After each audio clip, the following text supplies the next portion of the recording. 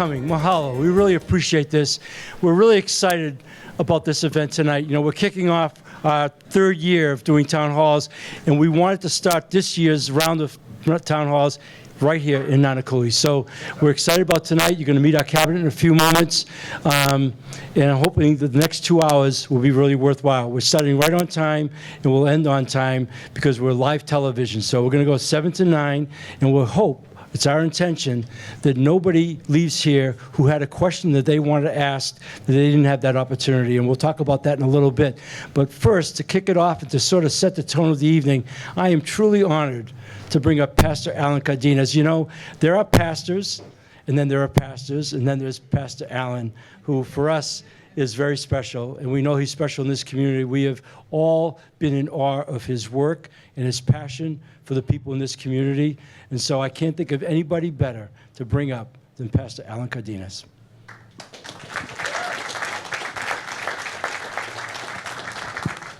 We're going to open up with all in, and I'll do it up. Okay, the blessings.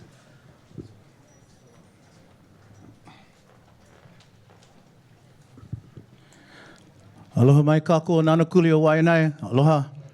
O kako huahelani no puea maya, but thanks to the mayor and everybody up here and Kahu Allen. I just wanted to do an Oli Waianae. That's the migrational chant of Waianae. So all of this is all Waianae coastal. If you guys know, please, if you guys can kuiluna, if you guys know this Oli. Yeah. Hui hui mauko Waianae. Kahi vai ke po vai o kane vai. Lohi ke ala hele o ke ana I puka aku mai ke awala o puloa e. Holoi Nānākuli ma ili ma kaha ma kua. Lua lua le a hiki Waianae e. Ke mapune ke ala o ka mai le lauli. Mai vane vai no e. Ai ke mai luna mai e. O nā mea huna noi au o nā mere. E ho mai, e ho mai, e ho mai, e ho mai. Ai ke mai luna mai e. O nā mea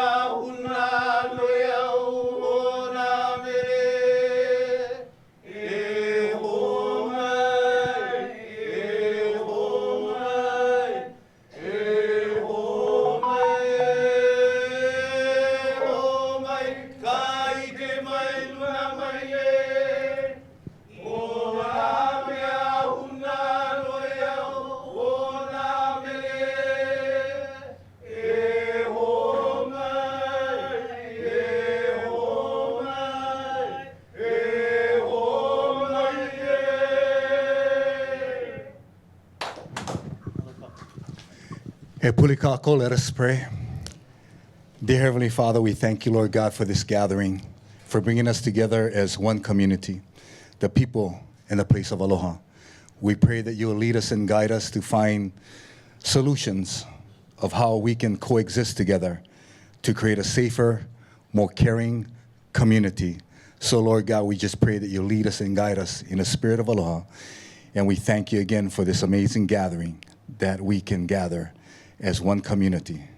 So touch us and bless us. Bless our elected officials that are gathered here today in the Valley of Aloha, the place of Aloha, the Waianae Coast. We pray all these things in the name of the original Mr. Aloha, our Lord and Savior Jesus Christ. Amen. Amen. Thank you, Pastor, and thank you. That was a great way to start. So I think in my excitement as other people get seated, I forgot to introduce myself. So my name is Rick Blangiardi, for those of you who don't know, and I have the privilege of serving as your mayor. And along with me is our entire cabinet tonight, whom you're going to meet in a few moments. But first, I'd like to make a couple of quick introductions to some of the leadership that's in the room. I want to thank them for taking time out of their schedule and being here tonight. I know that you know all of them because they are of this place, starting off with Senator Kurt Favela. Okay. Representative Diamond Garcia, I saw back there. There's Diamond. And we may have some late arrivals. If I miss somebody, I know Augie's here. Well, Councilwoman Topola is here. Councilwoman Topola. Okay. Where's Chris? I was talking to him. I should have said that. Where's Chris? I didn't see him in the room. Is he? Did he come in? Okay. Well, he's here because I talked to him. Wait, where is? Okay. All right. Senator DeCourt, Samantha DeCourt. I knew. Yep. David Alcos is here. Who else? I'm sorry. Representative Kanani Souza. Yes. Representative Kanani Souza. I'm sorry. Yeah. The viewplane here. Thank you, Kanani. I'm sorry. Council Member Augie Toba's in the back. Augie, thank you for being here. Yeah. Okay, I think we hit everybody, I think. And I'm glad that you're here tonight. It's really special to have you. So we'll talk a little bit about the ground rules, but first I'm going to pass the mic over to each one of the people from our cabinet. This is a leadership team of the city, and we brought everybody out here because our intention tonight is any questions that you might have, if we can give a specific answers tonight, we will, but this will definitely put you in touch with the right person on a direct basis. And one of the things I've been most proud of over the last 2 years in all of our town halls is the follow-up from our team. There was an article this past Sunday in the newspaper that I don't usually talk about newspaper articles where I'm mentioned, but the thing that I really was touched by was by Richard Barreca. He made note of the fact that in my State of the City address, which we gave a week ago Tuesday night, I used the word team 30 times. He counted them. I had no idea of that. We labored over that speech. I didn't realize we did it, but I think it speaks to you where I'm coming from as your mayor, because I would tell you the success we have, anything that we hope to do and create in the next 3.5 years during our time in office is because of the men and women behind me. And the one thing that I know that's different in this second term that I did 4 years ago when I first began is I know the quality of these people. I know the intelligence of these people. I know their commitment in their hearts and where they come from and the desire to do the very best job possible. So with that, I'm going to start it off with introductions. We're going to start with you, Lori. I guess you have the microphone. These are the men and women of your leadership team, City and County of Honolulu. Good evening, Lori Kahikina, CEO and Executive Director of HEART. For the past year, I've been telling Mayor we're going to open end of the year, and in his State of the City address, he drew the line in the sand October 1st. So we're going to do everything in our power to meet that date for you, Mayor. Thank you. Thank you, Lori. Good evening, everybody. Thank you for having us. My name is Kat Tashner, and I'm with the Department of Land Management, soon to be the Department of Housing and Land Management. Thank you. Aloha mai kako. My name is Ka'ili Trask O'Connell, and I'm the Executive Director of MOCA, which is the Mayor's Office of Culture and the Arts. Good evening. Aloha. Andy Kawano, Director of Budget and Fiscal Services. Look forward to talking to all of you. Thank you. Hi, good evening, everyone. I'm Kim Hashiro, Director for the Department of Customer Services. Our department includes public communications, the DMV, and satellite city halls. Good evening, everybody. Edward Hayden, Deputy Director for Parks and Recreation. Aloha, everybody. My name is Kira Shushom. I'm the Chief Data Officer for the city, and actually I'm here to help streamline data for the city and working with every department that's represented here, and of course our wonderful mayor. Aloha mai kako. I'm Jordana Ferrer. I'm the Child Care Resource Coordinator for the city. Thank you so much for welcoming us here tonight. Good evening. My name is Jennifer Walter. I'm the Acting Director for the Department of Emergency Management, so we do disaster preparedness and response. And if you didn't get a chance to see our table right outside the door, we're promoting a new alert notification system for emergencies, hnlalert.gov. You sign up, it's a free service. There's information right outside the door. Thank you. Aloha and good evening. My name is Warren Mamizuka. I am the Deputy Director for the Department of Facility Maintenance. Aloha, thank you for having us here tonight. My name is Laura Thielen. I'm the director for the City and County Department of Parks and Recreation. And if any of you are looking to get teenagers or young adults out of the house this summer and working in a job, we are hiring for summer fun. So please see me after the meeting. Aloha mai kako, John Nouchi, Deputy Director of Department of Transportation Services. We strive to create safer streets for all, and we want to operate the best Skyline rail, bus, and handy van for everyone, but especially on this coast. Aloha, Gavin Thornton, Deputy Director of the Office of Economic Revitalization. Grateful to be here. We support small and local businesses. Love for you folks to talk to our Oahu Business Connector people at the table out here if you're an entrepreneur or a business owner. Mahalo. Good evening. My name's Nola Miyasaki. I'm the Director of Human Resources, and I have the privilege of managing and overseeing almost 11,000 employees across the city and county of Honolulu. And I have one of my top recruiters here tonight. We have a table outside, and we invite all of you, your families, to consider working for the city and county of Honolulu Ohana. Thank you. Aloha. Good evening. Roy Miyahira, Director of Homeless Solutions. Brand new. Won't be brand new in about a week. I'm here to listen to you and listen from this community and learn. Aloha everyone, I'm Valea Constantino. I run the Honolulu Film Office, and it's my distinct honor to work with all of these different departments to coordinate the logistics to make filming happen in the city and county of Honolulu properties.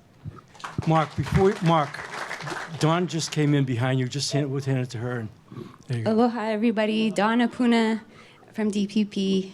Go Nānākuli Hawks. Hi, good evening. Mark Yonamine with the Department of Design and Construction. I'm the Deputy Director. Aloha. Keith Orikawa. I'm a Deputy Chief of Field Operations for HPD. First of all, I'm honored to be here and honored to serve the community as a police officer. Since I'm up here, I want to real quick introduce also members of my team. Have Acting Deputy Chief Aaron Takazaki Young. Got newly promoted Assistant Chief Brian Lynch.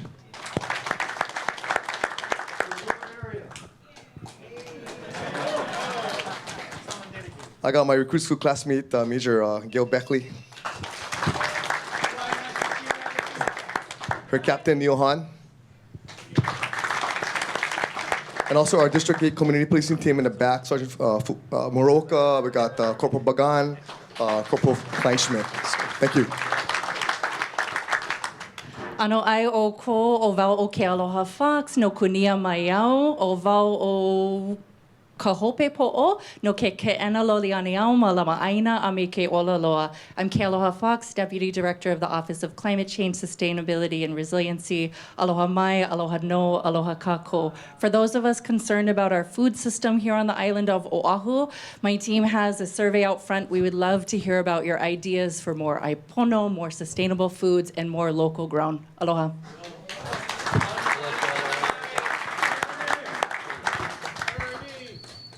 Aloha. Ernie Lau, Board of Water Supply. Aloha. Mahalo. Aloha, everyone. Mike O'Keefe with the city's Department of Environmental Services. Thanks for having us here tonight. Aloha, Joe Logan, Police Chief for the Honolulu City and County, and wonderful to lead the men and women who are out here making this area as safe as they can, and the rest of the City and County of Honolulu. Aloha, my name's Kurt Lager. I'm the director for the Honolulu Ocean Safety Department. We are the primary responders to all 227 miles of the coastline. Excited to be here. Happy to announce we're going to be doing 4 weeks of junior lifeguard programs this summer up and down the beach, so happy to talk about that. Aloha. My name is Brian McKee. I'm the new Chief Information Officer and the Department of Information Technology Director. So kind of warming into the job, but looking forward to it and trying to make everything better. Good evening, everybody. My name is Krishna Jayaram. I'm the Deputy Managing Director here. Thank you for having us. Aloha, everyone. My name is Andy Sugg. I am the Mayor's Chief of Staff. It's great to be here and see a lot of familiar faces, so thanks for having us. We're looking forward to the conversation tonight. Aloha. It's great to be back here as always. My name is Anton Krucke. I'm the Director of the Department of Community Services. We do all human services activities for the city. We partner with other departments like Parks and Recs for a lot of their programs. That also includes homelessness and child care, our two folks that were also introduced. It's great to be here. Thank you. Aloha. Craig Uchimura, Assistant Chief, Honolulu Fire Department. I was previously a Battalion Chief of the 4th Battalion, which includes the Leeward Coast, Ewa, Waipahu, and Waikele. Good to see you all here. Hi, good evening. Ian Santi, Deputy Director, Honolulu Emergency Services Department. We oversee the ambulances, our city's health services, and our core program. Do we hear everybody? All right, so this is the team in force, and we live our lives to serve you. Tonight, we're here to listen to you. So a couple of ground rules about that. And we don't have very many rules, but first of all, it's hard in this room, given the elevation of people seated, to, if we would have a line, it would block off a lot of people. So we've got plenty of time to get to everybody's questions, more than 90 minutes. So we're gonna just ask people to come up one at a time. The person asks their question, and then the next person, and we'll get through it. I promise you. If you're here and you have a burning desire, we'll try to get it all on while we're on TV, but I can promise you this, I will not leave until we've answered every single question to the best of our ability tonight, okay? We'll try to get as much done. Don't want anybody to have any angst about that. Secondly, look, we want this to be constructive, okay? That's what we ask for. This is really all of us together, you and all of us together. So I ask that everybody be civil. I understand that there could be frustration, especially over problems that have lingered and created heartburn or whatever, and we get that, but you be civil to us, we'll be civil back to you, okay? And that's why we're here, really to do our best. And then the same thing is no speeches. We want to answer as many questions as we can. So I don't want to be rude to anybody, but if you don't get to your question right away, I'm going to cut you off and say, please ask the question. If you come up here with 5 pieces of paper to read and you had it all prepared, I'm sorry you took all that time to do that. I'm not going to let you do that, okay? So I get to act not only as mayor tonight, but a bit of a moderator. But the fact is, as you just heard, and as you heard me describe, the people behind me are a tremendous resource for you. And they're here tonight purposely to, and I hope that every one of them gets asked a question if it comes out to that. So with that, and without any further ado, we're going to start. So whoever wants to come up first, let's have at it. All right. Just, you know. Introduce yourself, your name on the mic. Yeah, you got it. Lindell Pittman. Yep. Lindell, say it again. Lindell Pittman. Okay, good. So I'm not sure if I could even ask a question. I just moved here from teaching abroad in South Korea for many years. But I'm here in Hawaii now. I just want to ask the mayor, I was in church a couple of weeks ago and someone was really crying because she was worried about losing her job with the federal government. And what are you going to, Hawaii's going to do about those people losing their jobs? Okay. Well, it just so happens that we're in the business of recruiting. If you didn't hear Laura Thielen give a pitch, certainly heard Nola Miyazaki. And next month, in April, we have, I could give it to Nola, we have 2 job fairs coming up in which we're going to specifically talk to any federal employees who are displaced or thought they'll lose their job or might lose their job. And we have capacity because, as Nola said, we have nearly 11,000 positions in the city, far from all of those being filled. We actually have room. We've put it in our budget. We can grow. We can hire. There are really good jobs available. And we want to be that source of people landing on their feet and not have to land without a job and whatever else that could possibly lead to. So that's what we're going to do. And we'll, okay, sir. One other thing, because I know one other thing. I want to try to limit it in the beginning to, like, I don't want 20 people to talk to me about the racetrack up here, okay? We'll handle it. We'll handle topics sort of one at a time. Let's get as many topics in as we can, and then if there's room, we'll go back and revisit. Mr. Mayor, it's good to see you out here tonight. Thank you. And thank you for all the officials up here. This has to do with the police department. Unfortunately, it's a job that I don't know if it can be fixed. Take, for instance, this past Saturday, I was coming from my appointment at Triple Hospital, coming back home this way. Had about 20 of these e-bike riders on the freeway, popping wheelies and going back and forth on the freeway, shutting down the traffic. But by the time I picked up my phone, I'm not supposed to do it while driving, but I was trying to call. They got off on the Kalaniana'ole Boulevard. I want to find out what can be done. It's one of the hardest jobs for the police department to handle. I know that. I'm going to ask the chief to take that question, but I'll also talk about what the bill that we passed. But I don't know if we can legislate a bill that young kids are going to pay attention to. Yeah, that's true. And so there's that part of it. Yeah, there's laws and there's penalties, but at the end of the day, you're asking more about enforcement, right? Especially these kids that took over the street in Neva Beach. That was uncalled for. Okay, chief. Yeah, so there are a couple things that are happening. One, you've got people who are trying to get a rally together for bicycles, claim that there was only supposed to be 20 and there's 200 people. We have parents that are not paying attention to what their kids are doing on these bikes. They're not really bicycles per se. There's e-motorcycles and then there's e-bicycles. There's 3 different classifications for e-bicycles. And so we're working toward enforcement. We have to worry about the individuals who run away and then what happens to them when they run away, right? So we have to be cautious and we have to be careful how we do that. We're working towards running enforcement and we were increasing enforcement in all the areas for the e-bikes. But I would ask the parents, if you bought these things for your kids and your kids are under the age to ride them, then why are we letting them ride them?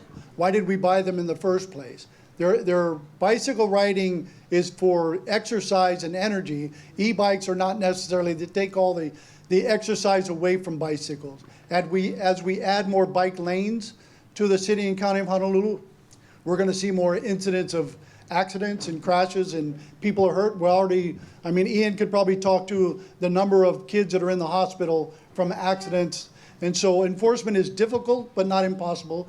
We provide resources to the divisions, the district commanders to do what they can to help enforce that. But I really ask the parents for your kuleana in taking care of your keiki and not letting them ride these things in a manner that's inappropriate. And you got to take charge because you're the first responder before we can get called to get out there on the streets. So we really need you to be out there to tell us what's going on. And then if your kids are riding them and they're not supposed to, they're not of age, then you need to dismantle the bike, take out the battery, so they can't ride it until they've come to the proper age, they have the proper equipment, and as the legislature passed certain rules to better identify or provide a better definition of each bike and how they work. An e-motorcycle is different than an e-bike. What's the one way you tell? It doesn't have pedals. So anything that doesn't have pedals is illegal on our roadways. Absolutely illegal. We'll impound them when we catch them, and we'll take them away from the individuals. Thank you, Chief. I appreciate that. Anything you want to follow up on that one topic, though? Is there anything else? No, I just wanted to clarify because this is really frustrating. I know, I understand it. These kids were on the freeway. Yes, Being a retired truck driver, 42 years over here, and I see something like this on the freeway, my mind just goes. I get it. You know, I probably wouldn't say this on a personal level, but since Councilmember Tulber's in the back of the room, last year he and I got a couple of e-bikes and went down the White Powell. And I must admit, riding one of those things is fun, but it's very dangerous. They go really fast. And parents who buy it, I don't know if they understand just how dangerous they can be.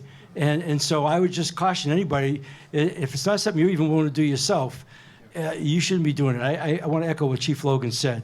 There's a lot of responsibility there. I see kids 12 years old on these things. That's, you know. Sorry, I don't mean to interrupt you, but No. what's the chances of going after the parents of these kids? That's also a possibility. If they're underage, then the citation goes to the kid, but it's also for the parents. Okay. Right, so they're going to be liable for their kids and have to pay that fine. We appreciate that question. We know it's a big concern. Sir. Evening, Mayor. Thanks so much for coming out. I appreciate this opportunity. Sure. And I really want to say thank you for the handy van. I'd be stuck at home if it wasn't for the handy van. The drivers treat you with dignity and their main concern is their safety. And it's Yeah, we're really proud of our handy van service. John Nucci would tell you that. They do a remarkable job, and I appreciate that comment. Was there long before I ever showed up, but I do like the fact we've gotten a lot of new handy vans, and we have really good drivers, people who really care about the people who ride them. Exactly. A group living facility, that's a classification of land use. I live in Makaha Valley. It's really rural. There's no sidewalks, no street lights, no sewers, and there's been a proposed project up there to put in, I believe it's either adolescents or teen home on a piece of property, and I've seen anywhere from 18 to 25 people. And the land was bought by a company about a year and a half ago before they surveyed the neighborhood, didn't ask anybody, and now they're trying to put this home there. And just in October, there was an emergency proclamation made by John Mizuno from the government, and that caused the CUP, conditional use permit process, to be bypassed, expedited all the permits. Well, the CUP is the only process that us as the neighborhood have to present our feelings, our opinions about that operation in our neighborhood. So I'm concerned about our speech being taken away and that project going in there. And I've got a bunch of other information that's not associated with this, but I just want to make sure you're aware of that. I appreciate being aware. I don't know if Kat, if there's anything we want to say. That's actually on the state side of things. Christian, you might want to address that. Yeah, so thank you for raising the comment, and we are aware of it. We've spoken to other members of the community. The emergency proclamation was issued for a good reason. Right. And certainly we're not here to point fingers at the state, but we will work with the state and try to figure out a situation where the community can properly express its views. But you're right. Once the emergency proclamation was applied to the project, it does bypass DPP. Well, they're still going to get permits, but the CUP's bypassed. But Right. So we have no say in no forum about. Well, so I think so there is a new homeless coordinator at the state, so we can have that discussion with Jun Yang and see if there's a way that we can make sure that the community's concerns are heard. Okay. Thank you very much. Okay. Thank you, sir. Appreciate that.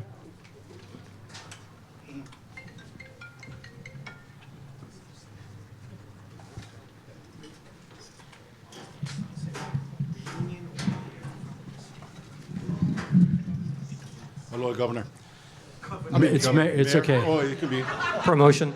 That's a promotion. You know, that happens every now and then. Just don't do that in front of Governor Green. That's all. He gets. I tell you what. He gets a little crazy over that. This is the same dialogue what the gentleman is saying. It's just it's a mirroring this thing. But I asked you, Mayor. You had asked me last year, what can you do? You and your community can do. I tell you what, we have seen this thing, and we've been following through. We had gone through your city protocols. We had done our constitutional right to gather and petition against this residential youth service empowerment from Olomana. It's incarceration. It's a partnership, but it's coming into our area. We're trying to get away from any type of entities that will be impacting our HPD because we have a shortfall. Okay. But I ask of you, because it's overriding our DPP director, it's putting overhand, superseding her protocols, because we already did our administrative process of petition, neighborhood board, unanimous decision to oppose it. Our councilwoman opposing that came right over our backs and got a governor's emergency proclamation through John Mizuno. I ask of you, Mayor, if you can please look into this personally. Okay, we will. I promise you. Personally, that's what I ask. And look, what Christian just said, I promise you. And we'll get back to you. And I'll get your contact information before we leave tonight. Yes, sir. Okay? Appreciate that. You got it. Thank you. Thank you. Okay.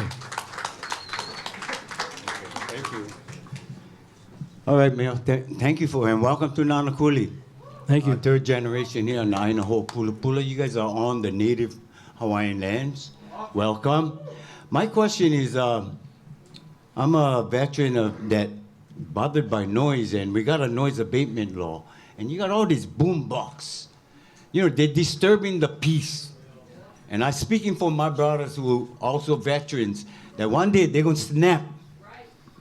Can we please get some peace? Thank you, sir. Great question. Chief, I come back to you. Yeah, so I would ask that you call 911 if you have. Then I would ask the district to take action and work on those areas where there is loud boom boxes. Is it people driving on the highway, or is it just parking? You know, we see officers passing by and our okole shaking, man. Boom, boom, boom, boom. I mean, Come on, somebody can feel it. That's the Yeah, sound. that's how of strong it is. Right, the there- disturbance I'm talking about. Right, there are definitions Mm-hmm. and other things that we got to work with our prosecutor's office to make sure we can prosecute. But that's our Kuleana, we'll take care of that. Thank you. Thank you. No, thank you. You know, that situation, unfortunately, is not just unique to here. We've done, you know, there's certain things we hear in the different districts.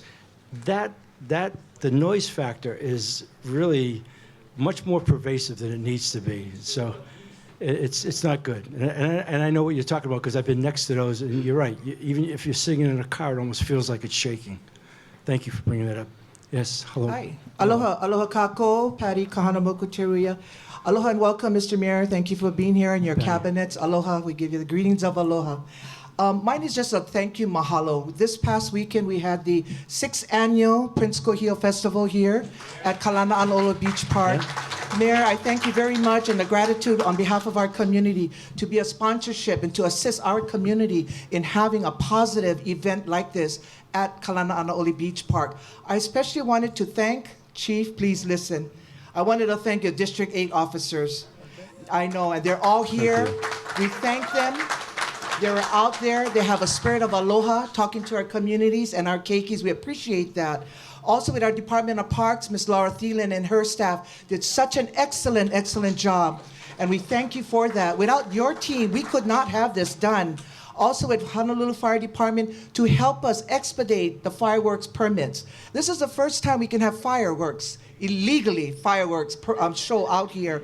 And then also to the Office of Mayor Cultural and Arts, MOCA, we wanted to thank your department for the spirit of aloha that they contribute here and the fellowship that you give to our community to have this festival so positive and it was just so successful. So I just wanted to say mahalo and I hope I see you next year, March 21st, 2026. Mahalo. Patty, thank you so much. Thank you. Aloha. Thank you very much. Thank you. And I'm supposed to introduce Mr. Junior Grace. Okay, and before we do that, I forgot to mention that you brought a bunch of donuts tonight. If anybody wants a donut, they're over there on the wall. There's water over there. They're right over there. Should have told everybody that. Nice to see you again, George. Mr. Mayor, thank you guys for being here tonight. Thank you. I'm George Grace. I'm born and raised Waianae. Just made 59 years old. Today I'm considered a senior citizen. If you think your senior is 59, you can imagine how I feel. Oh, when I go to Denny's, they flip the menu over for me. You need the backside. Anyway, I just wanted to share how old I am and how long I live in Waianae. And I've never seen the homeless in the needy situation so bad, on our side of the island. And I don't mean it's in no disrespect, Mr. Mayor. I'm one of your biggest fans. Oh, a brand new shirt tonight for come see you. Thank you. But we gotta do something.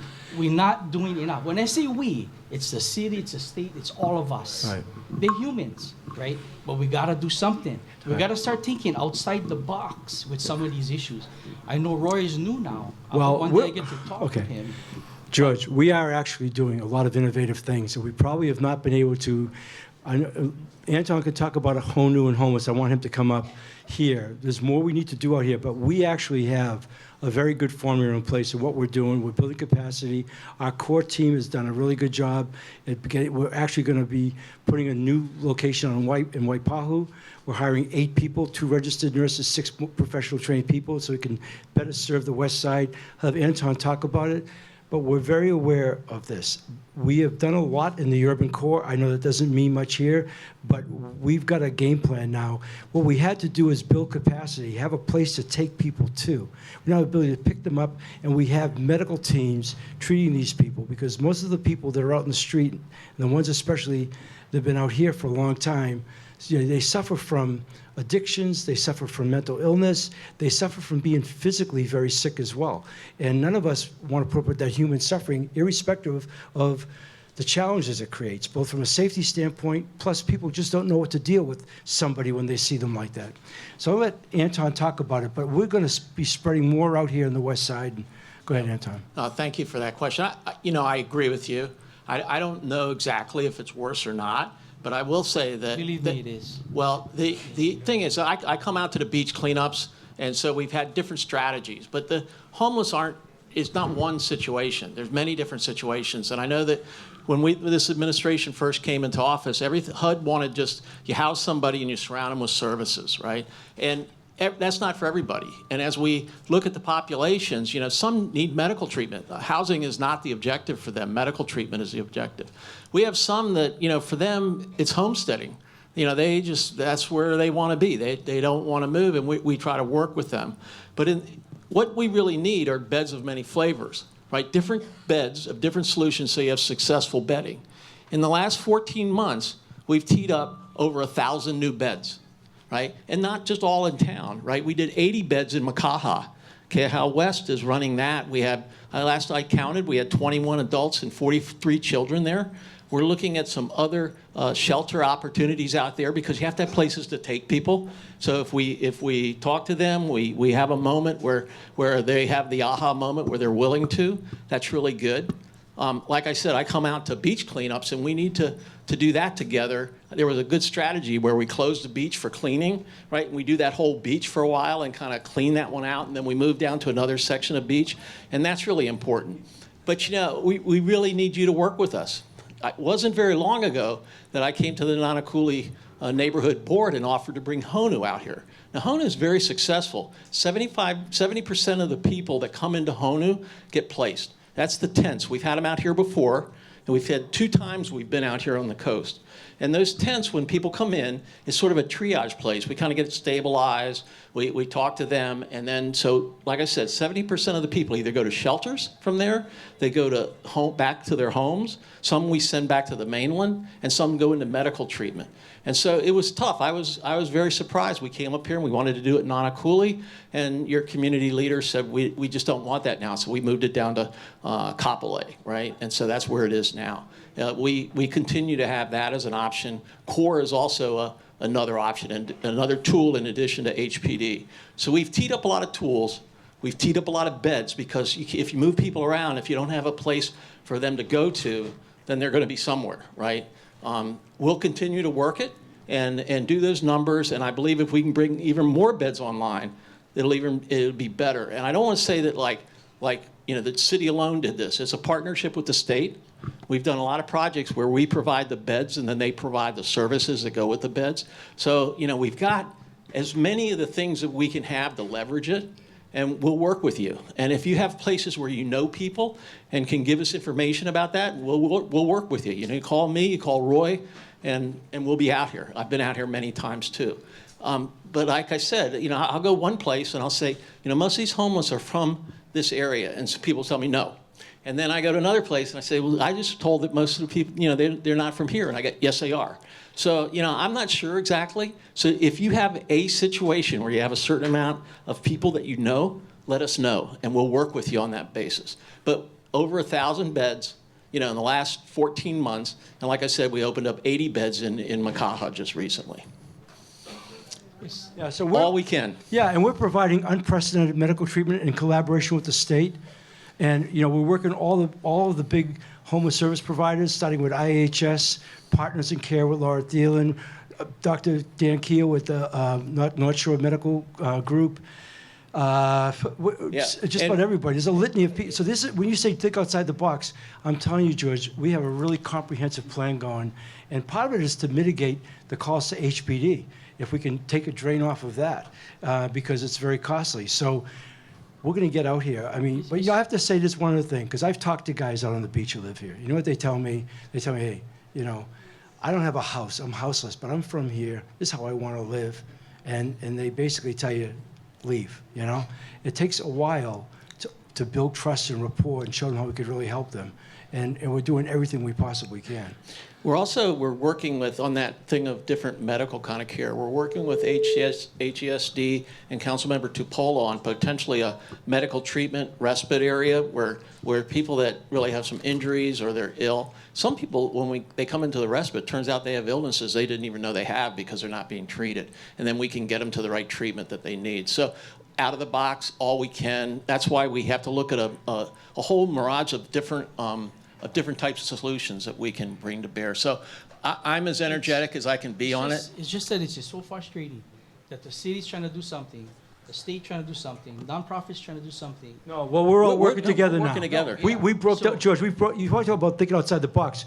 We have joined forces, all of them, and we meet once a week. But we are actually interacting on all levels with everybody. And in fact, Kira, who talked about the data center, we just unveiled this weekend. We now have a data center set up, so when a police officer pick up somebody, he can hit his computer real fast and find out where he can take that person right away, and the kind of treatment that they would get. You know, it's frustrating. And here's what's really amazing, to give you some context. Anton just said he didn't know how many people are homeless. And there was a point in time count, whatever. I've always maintained the fact the point in time count historically has been said it's 4,500 people, and about 2,700 are chronically homeless, okay? If you took that number and you doubled it, which is what I do, and the homeless service providers tell me that's too aggressive, but even if you said it was 9,000 people, the amazing thing about that is that 9,000 people still represents less than 1% of our population. Yet 99% of our people are affected by that, and we know that. But it's not a matter of just kicking them away and telling them to go somewhere else and picking up their stuff. That doesn't work. What we're doing now is highly innovative. What we're doing now, people around the country are looking at, and I promise you, as we get better at it, we're going to spread more into the West Side. And I think Ian could talk about that. We're core. We're already out here from time to time. We're coming out here. We're doing everything we can. We're not. I would say this. There's a lot of things that were broken in the city that we're going to fix before we leave office. We already have fixed a bunch. We're not going to end homelessness. I don't say that. But when Anton talks about having 1,000 beds and having the medical care that we have and the capability of picking up these people and taking them there, and the laws, quite honestly, being on our side, we can be much more aggressive than we used to be. We're going to capitalize on that, and we're doing it. I appreciate the question, George. I do too, and I don't want to take away by answering the question means that we think we have it to, it's all done. It's not done by any means. We're as dedicated to it as we can be, but stay current with us. That's the thing. I mean, people will tell me something and it was the way it was 6 months ago. Stay current with me, because if you stay current with me, then when you tell me what's going on, I can react to it appropriately. So I really appreciate the question. We know this coast. There's a lot of drugs on this coast, meth and heroin mostly, right? And it feeds into our school system. It's a real issue. So addressing homelessness also lets us address other issues in the community as well. Oh, thank you. Yep. It's just that, I got it, but, you watch ants work after they bump their heads around.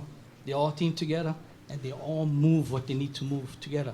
Time has George, come. I'm going to invite you to our homeless meeting next Tuesday at 2 o'clock. Please do. You got to come and sit and watch what we're doing. Thank you. Okay? Thank you very much. That's better than a picture being worth 1,000 Thank words. you You come. very much. All right? You're welcome. One more thing, Mr. Mayor. I spent the last 2 years coming to your meetings.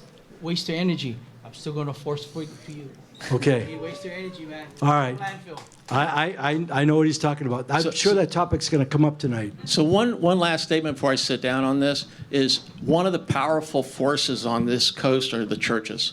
And people think that we can't work with churches. We can work with churches, right? I can't help you minister, but I can do everything else to help you. So churches, stay engaged with me. Your manpower is incredible. What you do is incredible. And you can give a person meaning in life that they didn't have before that can get them on their journey. So I also want to tell those here about churches, stay engaged with me because we'll work with you.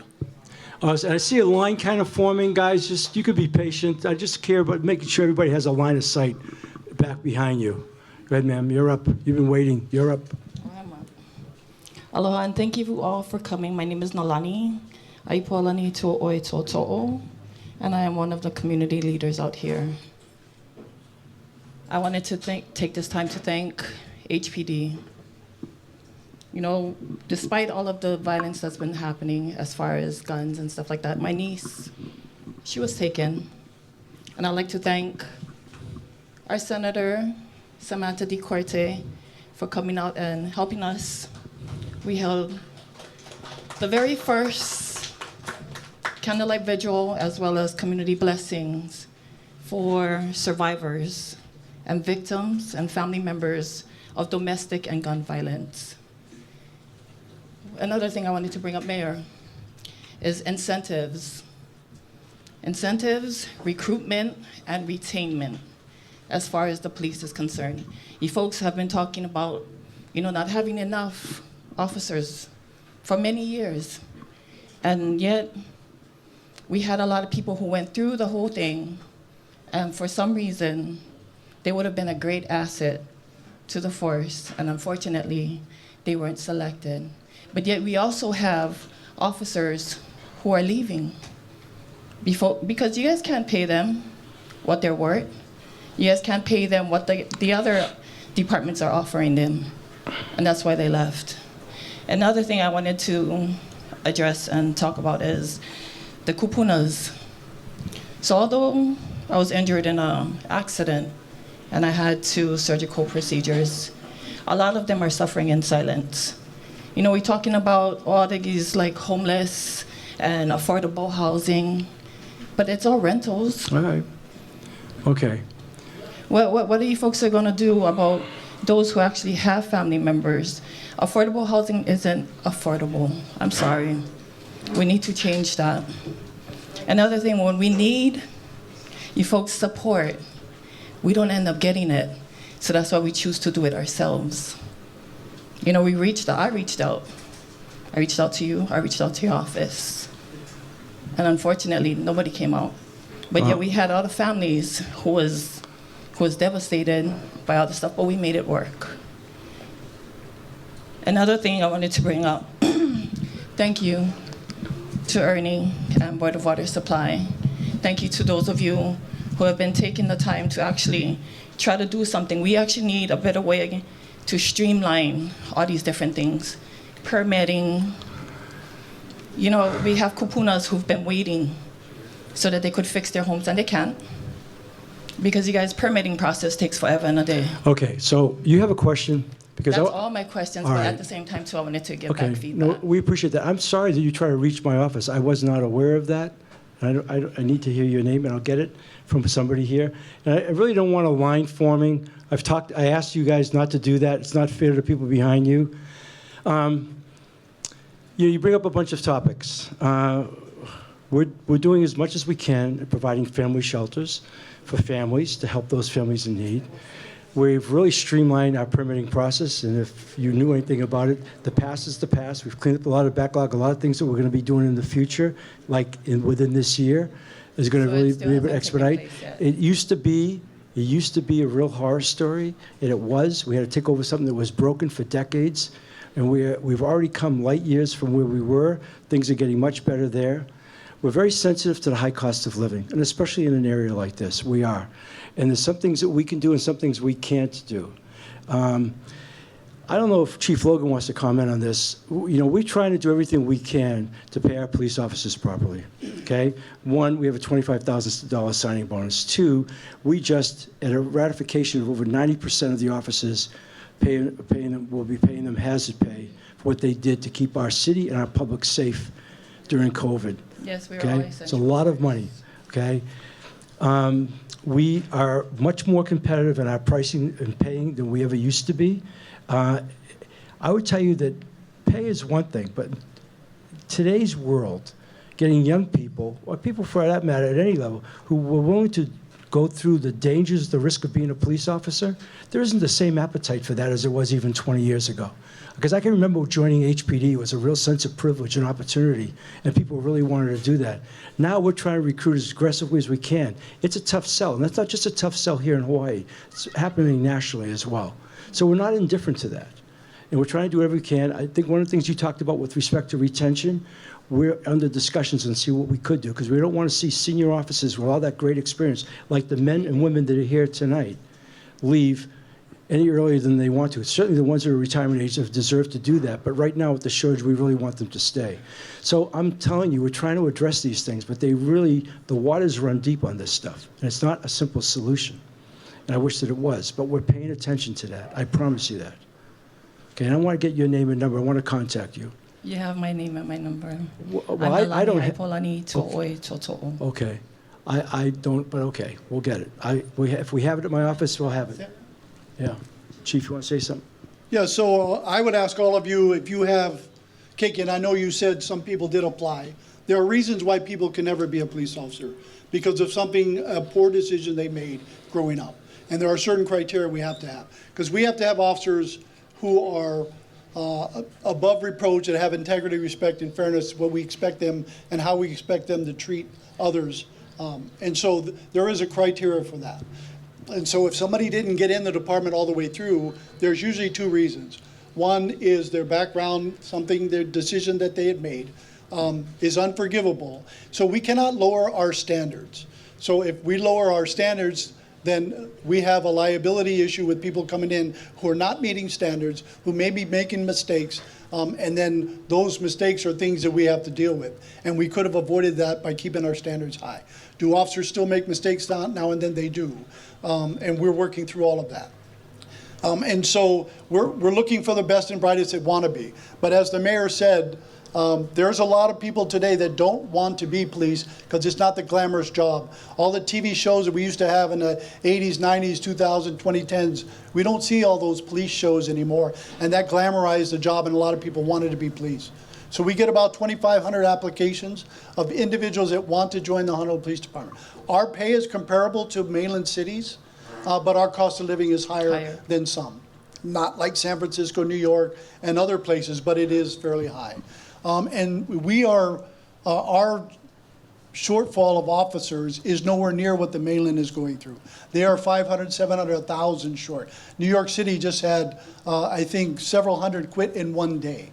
And so you could see what's going on, that the glamour and the respect and all the things that we want out of the community and that we share with the community is not happening across the board. So people are saying, there's not enough money in the world to do this job anymore. But we still have a good number of people that are coming in, and we're doing everything we can to keep it. As you know, this job is dangerous. And so after 25, 30 years, you know, if somebody needs to take a knee and say, I've done my time, I need to step out, I would ask them to stay around a little longer, but I don't want them to stay because I'm going to give them $1,000 to stay. I want them to stay because it's in their heart to continue to serve their community. I'm not saying I won't give them $1,000, but I want them to stay for the purposes of taking care of their community, to have the right reason to be here. So that's our dilemma, and that's what we're working actually through. have officers who are retired that is still, who came back to help. So if they come back as a reserve, then Yes, we can, they're so we reserves. have 195 reserve officers. So we have plenty of those. I can only handle so many, right? So we're still working through all of that. We're creating the school resource officer, which is a way to bring officers back into our schools. So we're working through that right now. That's a pilot. We're going to run one here on the west side and another school in town. So we're going to run both of those and see how it works, work with HR department to make sure we're covered these individuals, because they're not city employees as per se that they're like the rest of our commissioned officers are. They're still commissioned, but they're on an 89-day hiring contract. And so it's a different concept, but we're working through all of that. So how do we continue that? Another thing is the extra money that you folks did have, you know, it could have gone to the officers. As, it's you know, not that like, simple. There are rules in the way those monies are spent. But I understand what you're saying. But I've got to get approvals from other people higher than my pay grade to allow me to, you know, incentivize not just my commission workforce, but I have 500 civilians I got to take care of too. So if I only give it to the uniform, then the civilians are going, hey, what about us? What is our worth to the department? So I have to worry about everyone. So we're working through all of those issues. Those are not things I can fix overnight. But we're working through it, and we're working with the city agencies and departments to get what we need to do on how to move forward in all of this. But it's taking time. It's unfortunate, but it is taking time. Thank you. Thank you. Thank you very much. Sorry, grants for the kupunas to actually help them to offset, you know, the cost of living, as well as for those who are homeowners on DHHL, for them to actually be able to fix their homes without having to pay out a lot of money. If you folks have a program for that, please come and see me. I'll be in the back. Okay. Thank you. Appreciate the questions. Thank you. Thank you. Thank you very much. Sir, if you could just give your name and when you start off, okay? Well, I try to keep it simple. I try to keep it simple. Most of you folks that's in the legislature, all in these fancy businesses, they all knew my mom. My mom was the one that went to Kaho'olawe and took the government to court and got trespassed for 27 times, federal charges, and my mom walked away. John Van Dyke was the officer, what do you call that? He was the attorney that hired my mom. My mom got him the job there for 30 years. Good guy, he was like a great uncle, smart guy. But what I wanted to say was that I'm a native Hawaiian. I'm the head sheriff for the Hawaiian Kingdom. I got picked for the job. You see, I don't need officers that get big balls. I need officers that get good heart, good mind. The people that need help, our people that needs help, you gotta go one-on-one to them, and they need major help because they're all living on the beaches, they're hurting, they're all living on welfare. I mean, it's a never-ending story. Because I'm in charge of the government with another Ohana team, I'm the one that's making the laws, and Hawaii, they have a law called the usury law, and they use that. You can enforce the law, change it temporarily, and then it has to go back into its place. Hanapa'a. So you cannot change that. I knew a lot of stuff about how the government works. I worked with the Department of Defense for 20 years, and I still work with them. Now, President Trump, he emails me 100 times a day. All right. So, sir, I'm going to ask you, I'm trying to be really respectful because I know who you are. I know. I'd like you to get to the question. So what I wanted to say was that I'm the CEO for Solutions for Humanity, saving our world. I give billions and billions of dollars inside there. That's for our people. I'm starting the UBI payments right now.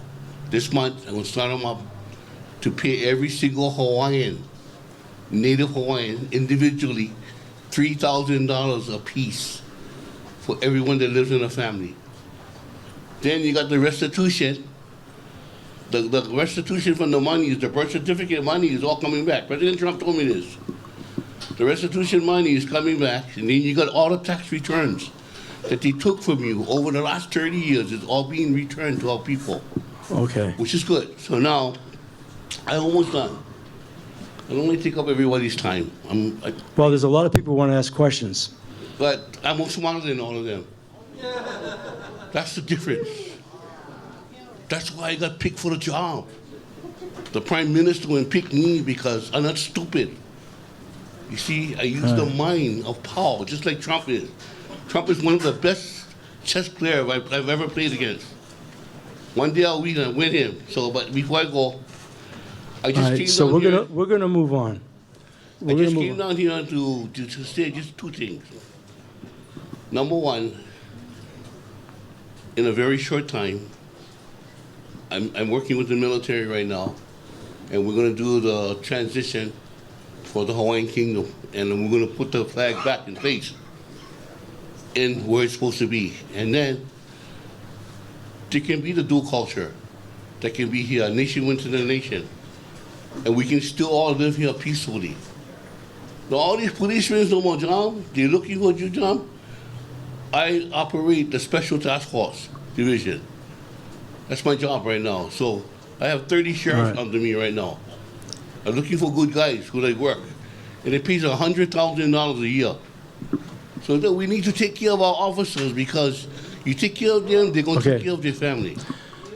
Sir, I'm going to move on, okay? Oh, All right, I thank you. You will see me again later on. So All right, thank you. Thank you. Thank you. I'll help you get it. Thank you.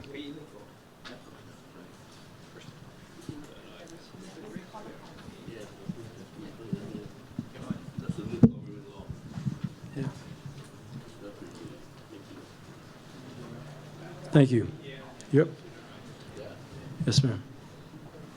Aloha, everyone. My name is Mapuana Keli'i Tector, born and raised here in Nānākuli. Welcome. Thank you guys for all your hard work. Thank you, Mapuana. Not to invalidate what he's saying, but we're not there. So my situation is I was given the citation after I sold the car, and the new owner, or my name, was not on the parking ticket. And I was given a bill, $169. When I went to Waianae, I wanted to take care of it at the satellite. They sent me to Kapolei Court. Went to Kapolei Court. They sent me to Honolulu. And I've been bounced around. Could have saved some gas money. I discussed the situation. They dropped the bill down to $140 so that I could meet with the judge. I don't want to give up $140 because my name was never on the ticket. And I gave the bill of sale to the DMV, so I did it properly. And I'm wanting to understand who can help me with this situation here in Hawaii. The good news is, Mapuana, Kim Hashiro, who runs DMV, is right here. She runs all of our community service. I don't want to customer be service. bounced around, and I don't want to pay the ticket because the name is not Parky. That's not my name. So you've already gone to court to appeal, and they've reduced the tickets. Is that what you're saying? Just want to understand the question. No, at the courthouse in Honolulu, right. The clerk at the window said, "Oh, to face the judge, pay the $140." I said, "Oh, you reduced it, and you get to meet with the judge, but you have to pay this to see the judge, and it is up to him if he wants to give you back the $140." And I'm thinking, okay, I'll play the game, but give me the information that says I need to pay the $140 to see the judge. I don't want to see a judge. I didn't even want to pay it. Okay. That doesn't sound right, and that doesn't sound like the proper process. So correct. I think what we should do is, if I can get your contact information on the side, I'll follow up. Yes. For you, Please. and then we'll find so out many people what's happening. Like me, please pay attention, take care of it, and I want to take care of it because I am a public service within our community. Mapuana, I know Kim will follow up, but I also recommend, and just Chief Logan suggested, the officers in the back can also help you. But we'll follow up from your end of it. We're going to help you on that. Thank you. Okay? You're welcome. You're welcome. So you're up. Thanks for being so patient. I know you've been in line for a while. Is it Peter Mulder from Maka'a? I live in the community where they want to put the halfway house, and we've made a petition and everything for that, and we're just being railroaded. And by not having the community being able to have a say, I mean, we had a say. We made a petition, but just by cutting us and moving forward, which it seems is doing, is kind of, to me, is unconstitutional. It's not right. It's going to make our neighborhood unsafe, and it's going to devalue our properties, and it also could be a liability on our insurance rates. And worldwide, insurance is going through the roof. People are losing their homes just because of insurance. Yes. They lose their home because they can't have a mortgage and insurance. Cost of living is going through the roof. Taxes is going through the roof. And the local people are leaving, and we're getting replaced by rich people. We can't afford that, and we want to keep what we have. That's what we're trying to do. We can help our own. We don't need to spend all this money on the homeless thing. This homeless proclamation is not helping us. It's sucking us dry. And we need to, like, it's just a revolving thing. It's not helping. We got druggies sleeping on the street at 7-Eleven. They're hanging out on the street, and they're wearing black at night. It's a liability for everybody. Who's going to pay when a homeless guy gets hit? It's, they're wearing black, standing in the road, counting marbles. Yep. And then also, I have an idea for the e-bike thing. We want the police to use discretion. We want to reward responsible kids. We know that it might not be technically legal in your guys' terms, but like what we just heard, this isn't even, the state of Hawaii, it's the kingdom of Hawaii. So we want to take care of our kids, and I have a solution, and we should start a West Side Riding Club. We have a lot of legends here We have a lot of well-known people that have excellent riding experience. We need to start like a club. Well, that's something you folks can do. I applaud that. Well, maybe we could have some support. Yeah. We need support. You guys are supporting all these things that aren't creating anything. We want to create better people. Okay. Thank you. You're welcome. Thank you. Anton, you want to say something about that? Yeah, if you want to start that club, sir, yeah, what you ought to do is form it as a 501c3 and apply for grants and aid. And you could get up to $150,000 to support a club like that. That'd be a fantastic thing on the coast. So if you want to contact, I'll come back and get your name, and then I'll give you information on that. But there is a way to do that and get support for that. Okay. Thank you. Aloha kako, Amakayo Villanueva of Waianae. I have just a paragraph of context and two questions, a two-part question. Okay, so first of all, mahalo. Mahalo for you guys' service. And I say that because I recognize that the state of Hawaii and its counterparts, the city and counties, have effective control over our pai'aina. I think this might allude to the question that Uncle might have had. Right. So a couple years back, Dr. Keanusai came and gave a presentation to the Maui County, City and County, right, or City Council. I'm wondering if he gave you guys that same presentation, right? It was in regards to the current legal status of the United States illegal occupation in the Hawaiian Kingdom and the possible implications it has for lawmaking in the state and city levels in regards to international law. Okay, so. The first part of the question is, has he made that presentation to you?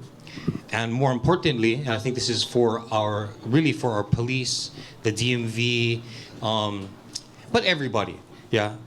In what ways is the city trying to honor the rights of the Hawaiian Kingdom subjects who are struggling from usurpation of sovereignty and the accessing our rights to self-determination?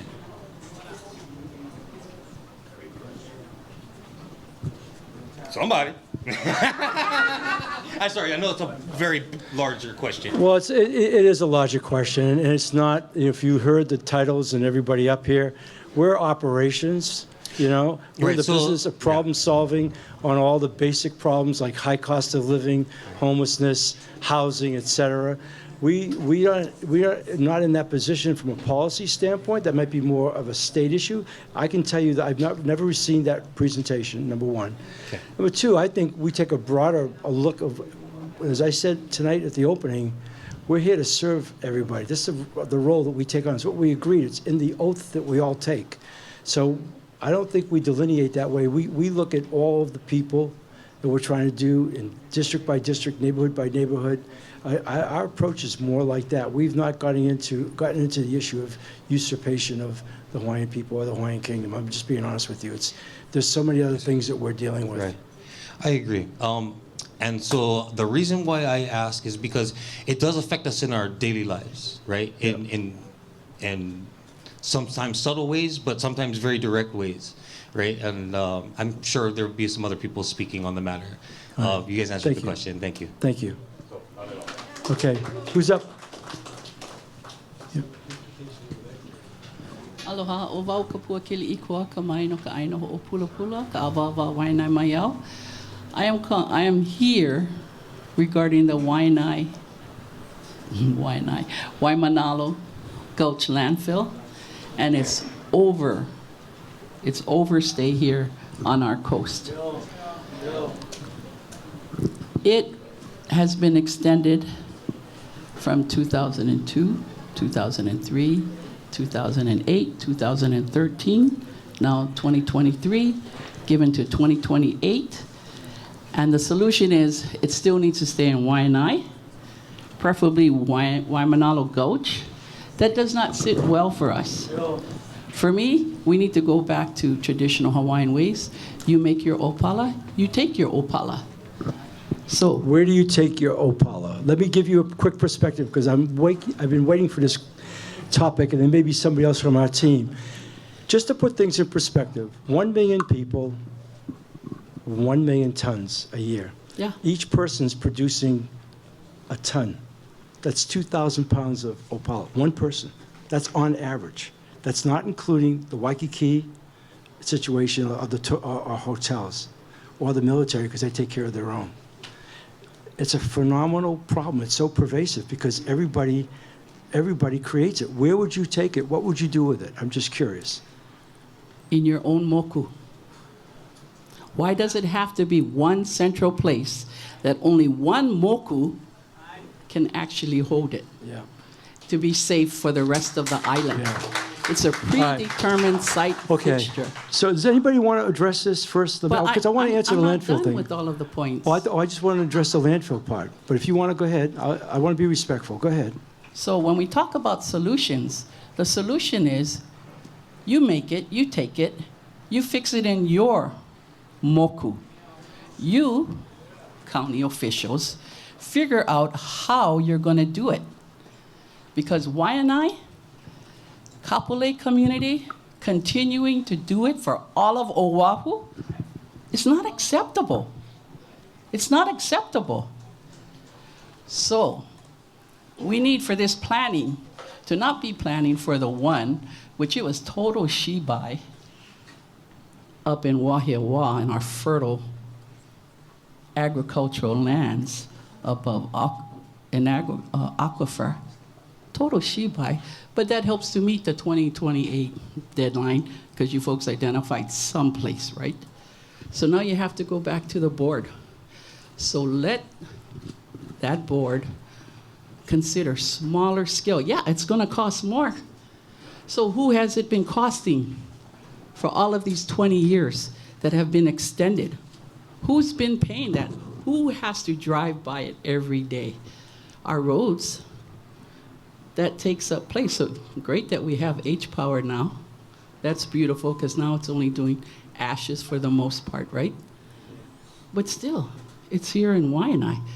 So the solution is stop thinking about the one place and look for the 5 to 7 places. And if you need your neighbor's moku, then you figure out how you're going to pay your neighbor's moku. So we've had $2 million offered in the past, right? That's great for nonprofits, but it needs to hit everybody out here. So similar to nonprofits and Hawaiian homelands that only have to pay a $300 property tax, for those resident owners, Kapolei and Waianae, $300 tax for the first 10 years. Anything past that, and so that's for the resident owners. For the renters, they get a $3,000 tax credit or some type of direct benefit to the renters. They have to have a 5-year residential criteria met in 96792 or 96707 so that you cannot just move here for those benefits. You would have had to have already suffered to receive these benefits. So your question is about the landfill, right? I said nobody's making a speech up here tonight. Right. I've given you ample I'm giving time you solutions out of and respect. options. Okay, first of all, as far as individual mokus, you're aware that all of our water on Oahu comes from aquifers. It's all under the ground, okay? Yeah. Okay. So the idea of different mokus is going to involve aquifers, over aquifers. It's also going to violate Act 73, which they put in just a few years ago, where you can't be within a half mile, right? Right. You guys were part of that, right? So I don't know what you think, but I can tell you the following if you'll listen to me. Okay. Because I appreciate the fact you started talking about 20 plus years ago. So we come into office in 2021, and we inherit this problem, the landfill, in the middle of COVID. Our first effort was to put up a landfill advisory committee to study sites. And we recommended 6 sites after talking to a lot of experts. And they spent a year evaluating those sites. And they came back with no recommendation. What happened at the end of 2021, and I saw the reaction to Ernie Lau here, is Red Hill happened. And Right. Red Hill changed the concern, the awareness about everything involving water, which we respect. I understand, okay? So then, we thought the only people we could turn to, because we actually had a benefit when the military was in the situation they were in, to work with them because they were looking to do something to help us. We then spent 2 full years with the military looking for federal land, which everybody thought would be a piece of cake. Hawaiian lands. And there were 3 locations, okay? One of them was in Nānākuli. And by the way, I made a commitment we would not put it on the west side. They were going to move out of Waimanalo Gulch, and I stood by that. And that's being tested right now in the legislature as to whether or not they're going to allow our site to be selected, because they want to make a rule that you can't put a landfill over an aquifer. So we worked with them for 2 years to no avail. We thought we had Waipio Peninsula. We went out and got 405 acres from the United States Navy. We were going to move soccer fields in Laura Thielen, sitting right here, to Kalailoa. We were going to do it better than Waipio. And then, because of national security reasons, they took that off.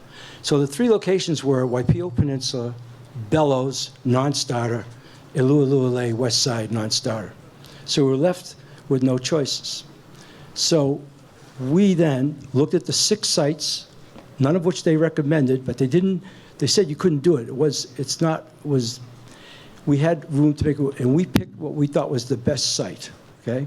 That site in Wahiawa, on agricultural lands admittedly, is in the middle of the Dole Pineapple Fields, is an ideal location from the standpoint that it's 800 feet over an aquifer. Red Hill, when they built it in the 40s, those 24 tanks, each of them were all about gravity, okay? Each tank is as big as the Statue of Liberty. You know how big that is. You can imagine the weight, right? They were single-hulled, and after all of those many years, that's what happened. There was a leak of the fuel 100 feet over an aquifer. What we're proposing to do is to build something in Wahiawa completely compliant with all EPA standards that is 800 feet over an aquifer. There is the technology that's advanced from 35 years ago, which has not been a leak, by the way, at Waimanalo Gulch. Advanced technology, we were going to double up on that to create really what would be a hazardous landfill. Hazardous, which we didn't have to do, in addition to the pumps we have. In addition to the pumps we have, they wouldn't even let the rainwater get 12 inches into the ground. That's our alternative because there is no other place. Now, if they pass a law that says, because it's over 800 feet over an aquifer, which is very different than what Red Hill was, very different, and the technology that we would employ in the years that it would take to do that, then they're going to leave us with no choice but Waimanalo Gulch. And we're trying to fight that, and we are fighting that out of respect and the promise we made, not to the west side. So this decision should have been made years ago, and it wasn't. And we're trying to take it on as sincerely and as best we can. But I go back to the reality of 1 million tons a year of Opala. And you wouldn't be able to do what you're talking about. First of all, you couldn't even get that from H-Power, the ash to all those. That just doesn't work. So that's where we are right now, and waiting to see what happens in this legislative session. We're looking at any and every alternative, but it wasn't like we didn't exhaust our energy and our sensitivity and our hearts into trying to do the right thing by the people of this island, especially on the west side, as it relates to a landfill. I can look you in the eyes and tell you that. I just have a little bit more because you shared a lot. Okay, so we talk about that 1 million tons of ash because we're talking about the whole island. But again, when you break it down into smaller regional areas, moku, then you're not talking about that But much. you're going to be near homes. If that board was willing to consider the prime ag lands, which was 800 feet above, then maybe they can consider smaller ones in the other respective moku so that the Waianae Kapolei community does not have to shoulder it. And if we do have to shoulder it, because the last group had suggested Nānākuli 2, which was actually in Waianae Valley, right across from my homestead. Right. So they had misnamers to intentionally distract people to think, okay, we're not doing it's that. not here. We're being totally transparent, and we're going to continue to put a lot of work, and we'll look at alternatives. You know what? This is the first I heard of what you just suggested. I promise you, we'll go back, we'll take a look at the feasibility of that, but I would tell you, you're going to run into conflict on too close to homes, too close to schools, too close to hospitals, because we've looked at it. Act 73 is really compelling from the standpoint of what it does, what allows us, what we can't do. It's very compelling so that Or it what we doesn't come can't out of do. our moku. See, that's the thing, so that it doesn't come out of our moku. Yeah. That's what's very compelling. So it's like predetermined site location when they drafted the bill, so that it has to stay within the vicinity of where it currently is. And I would not want this in anybody's community, so neither do I want it in my children and my grandchildren's grandchildren's Well, that's why we community. selected the Wahiawa site, because it is about as remote as we could possibly find of the 6 sites. I wouldn't even choose that. Well, But I'm saying that the community that does have to suffer Yeah. needs to be equally compensated, the residents. We understand that too. We do. Similar to what I had shared. Yes. But in a way to where everybody that lives here gets something. So we're kind of waiting for the final curtain to drop to find out if the legislature actually bans it. And, you know, and Ernie and I are not adversaries. We have opposing viewpoints, and I love Ernie. understand his passion. We understand 2014, it. 27,000 gallons the first time, Yep. which is why Kapukaki, when that came out, it's like, it's not as if we didn't tell you folks before. Right. It's So not as if we we're didn't trying to solve a predetermine very this. difficult problem. I promise you, we'll even consider that. If the final curtain drops and they don't leave us with no choices, we'll talk about the community benefits part, because we understand that as well. Okay? Benefits for all Yes. residents. Yes. Mahalo. Appreciate that. Thank you. But by the way, I didn't get a chance to thank you. That was absolutely beautiful. Thank you for starting it off that Mahalo, way. Mayor. Mahalo, Mayor, and entire staff department coming out to Waianae Moku in the kingdom. So my question is for Laura Thielen, you know, so for the parks, and so for me, as a concerned community member, I look at a gauge to gauge the psychic well-being of our community. And my gauge is our beach parks bathrooms. You know, so to me, that's what I gauge on the psychic well-being of our community, because we get the most beautiful beaches on this island, but then our beach parks where you go, Lumi Ho'opau Pilikia, the thing all bust up, and we still get choked bathrooms on this end that's still closed down. The one at Uliava has been closed for years. Middle Park at Pokai, you know, Middle Park over there is all bossed up. We get choked, you know, but we get beautiful beaches here. So my question is for Laura Thielen, if we get funds in that for, you know, for repair all those Lumi Ho'opau Pilikia, right? And then also I know it has to do with a lot of, you know, a lot of variables, especially because we got a huge houseless community out here too. However, if there's anything that you guys can have on program, a funding program to help the psychic well-being of our people, you know, because the bottom line is our own people bossing up the bathrooms.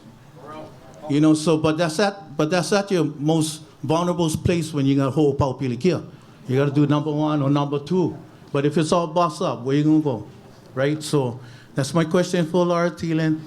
And also, I wanted to reiterate with Tita, right, for the landfill, the municipal landfill, right? Waimanalo, we've been over almost 30 years, or 30 years. Before that was Pililao Park, right? So historically, Waianae has been a dumping area for Honolulu. 1909, the Honolulu Railroad was bringing all the opala out from Honolulu, and where they was dumping them, Keawaula. And everybody, it's not Yokohama's, it's Keawaula, yeah? So since 1909, the Waianae Moku Coast has been a dumping ground. Okay, so if we can change that paradigm, because thank you, Mayor, for saying that the next landfill not going to be in Waianae Moku, but if it does, you're going to have an uprising by our community, right? So just wanted that. So Laura, if you can share. So thank you. Yeah, bathrooms are really important in parks, and they take a beating. We have a section in our department that's trades. The largest group is the plumbers, and they are out every day around the island. Most of what they're dealing with is people are just flushing a lot of stuff in the toilets that doesn't belong in the toilets. We take out toys, we take out clothes, we take out cans. Right, I get that, I get that, Laura. But so we are trying a number of things. One thing we're doing, we're working with the city design and construction. We've picked a different style, a design for bathrooms to try and reduce some of the bad behavior. So some of the bathrooms we have, the sink areas, they're kind of hidden from the outdoors. People can go into them and maybe have somebody standing and watching if they see the police come over. You know, if someone's drug dealing, if someone's doing sex trade, they go into the stall. And then the police, when they walk in, they can't find anything, you know, they cannot search. So there's a new kind of bathroom that got designed that we've picked out where the sink is on the outside. There's no sink room. The toilet stalls, they have secure doors. They open directly outside. The sink is on the outside wall. So it takes away the hiding area, and it allows more people to get into the toilets. It's easier to clean, you know, to keep clean and to stock. And so we're trying to put that into a number of beach areas now. Waimanalo is one. Oniula is one where we're looking at that design. Lualualei, that one that got caught with arson, we're working with a community group to kind of deconstruct that, to turn it into a more open style, that kind of bathroom, to maybe get rid of that bad behavior. If it works, we keep it. If it doesn't work, then we'll go ahead and demolish it. But we're trying to figure out how to use design that works better for people. We're looking at bathroom maintenance standards for our groundskeeping staff, but they go off duty about 2:30 in the afternoon. And so there's still a lot of time that people are using the bathrooms, especially on the weekends. You know, the camping areas is really important for a lot of families. And so we're working with all the community groups through Adopt a Park. And if people want to help, a lot of community groups are coming out and they're doing some phenomenal things. Cleaning bathrooms, we don't have so many volunteers on that one. That's a tougher one. So we're open to ideas. But you're really right about the psychic well-being.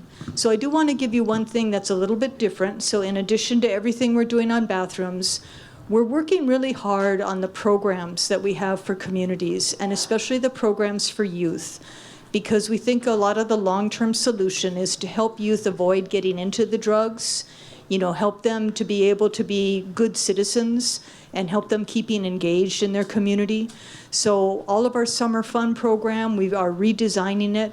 All of our intercession programs, all of the other things that we're doing with youth, we're focusing on leadership, health and wellness, sense of place. We're making sure that there's more physical activity for the kids. We're bringing in curriculum and training our staff on how to do social and emotional learning so that we can help the kids succeed and to avoid getting into problems. And so we're trying a number of things, you know, fixing the design on the bathrooms, working with community groups on Adopt-A-Parks, and building programs and working with partners in the community to help strengthen the youth and the kapuna and the other types of programs that we provide here, because we know that they're really, really important for the psychic well-being of communities. And so we're open for all partnerships. Anybody has an organization here that you want to work with us on, we're open to it, because we all have to work together to make it work for everybody. True that. But do you folks have the funds? Well, you know, we are making do with a lot of funds, and we've been getting a lot of support from the mayor and the council. In addition to working with the Department of Design and Construction, we're building up our own trades guys, and so we are starting to do a lot of smaller jobs ourselves. We've been working through master agreements, and we've been doing a lot of re-roofing. We've re-roofed probably about 50 to 60 buildings. We're spending about $8 million a year on doing repairs and maintenance ourselves and taking on a lot of bigger projects. So that's been really thankful for the administration and the council for all of the support. Mahalo. You know, I don't want to embarrass Laura, but if there's somebody that was the best person to take his job, it was her. But I can tell you, her advocacy for the West Side, talking about West Side equity, and her focus, if you had all the details, which she didn't tell you, you would feel better about things. But look, we know the problems out here are tough. and we know they're very real.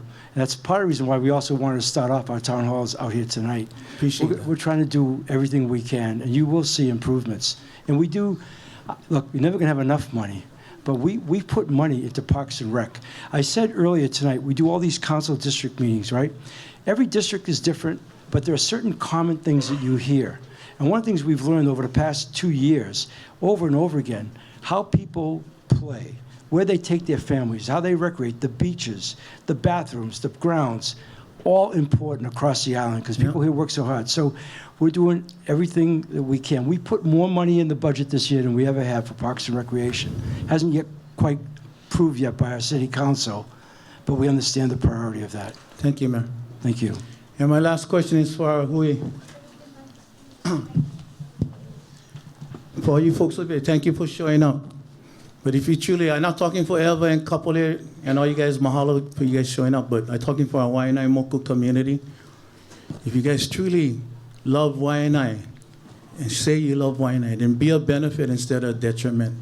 Because, you know, the bottom line, it's our own people doing that. But it's not their fault as well. So we all can hui up together. Because if you truly love Waianae, even Nānākuli, I was raised first road. What is the Kuleana putting the N on top of your car? What is the Kuleana putting the W on you? Get big responsibility with that, Kuleana with that. So my question to our Hanovia Waianae Moku, be a benefit instead of a detriment. Mahalo. Tara, you have to broad already, Tara. No. Thank you for your leadership. Thank you for your leadership. Sir. Hello, Kako. My name is Robert Ta'a. I'm here today. I'm not on public speaker, so bear with me. Okay. I mean, I don't like all these people. So I'm here for my family, yeah. For the past 5 years, we've been having people trespass, vandalize our home, which we've been reporting to HPD. Yeah, we tried working with HPD by filing our reports, yeah, and taking the suggestions, you know, putting security lights, putting cameras, but then we found out that they're able to come onto our system, turn off our cameras, change our recordings, and so we filed for unauthorized computer access, yeah? Mm-hmm. And then so Detective Maddock came out to our home, yeah, checked out our system, and then put it back together and left our home. And then we got by email telling us that if we didn't want to get hacked, to disconnect from the internet. And that was the end of our investigation. So since then, we've continued to get the trespassing, vandalism to our home, and the unauthorized computer access. So we filed 61 police reports for vandalism and trespassing, and 26 police reports for unauthorized computer access. So we want to know, how can we get our case investigated? Okay. Robert, right? Yes. Chief, you want to take that, or Gail, or whoever? You guys want to? I would imagine you might be more familiar with it, Major. You do sound familiar, your case, but because Detective Maddock is no longer with us, but it does sound familiar, your situation. But if you want to give me your name and your information, we can try to help you out with that.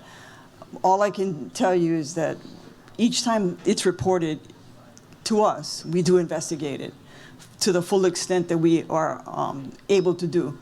But it does sound familiar because I used to be the CID. I used to work for the Criminal Investigative Division, and Detective Maddock used to work for me. So yeah, just give me your name and your information after, and we'll try to help you.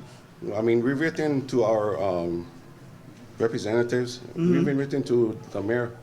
I mean, we know you've heard us because the twice that we've written to you, HPD has been up our road, yeah, showing presence in our neighborhood. But it's that we need our reports to be investigated, not just show presence that, you know, I mean, they're, you know. Let's see if we can't get something done specific with your home. Well, I appreciate I'm sorry, Robert, you've gone through that. That must be maddening. Well, I just want to be civil about things. I don't want to be like white knight, you know what I mean? We're coming out guns blazing, and I want to let the, you know what I mean, the authorities do their job. Right. You know what I mean? It's not. my job. For a guy who got up here and said he wasn't a public speaker, you did a hell of a job. Thank you. I'll shake your hand, though. Hey, Robert, okay. I always like walking on the knee. Okay, thank you. Thank you. Thank you, Robert.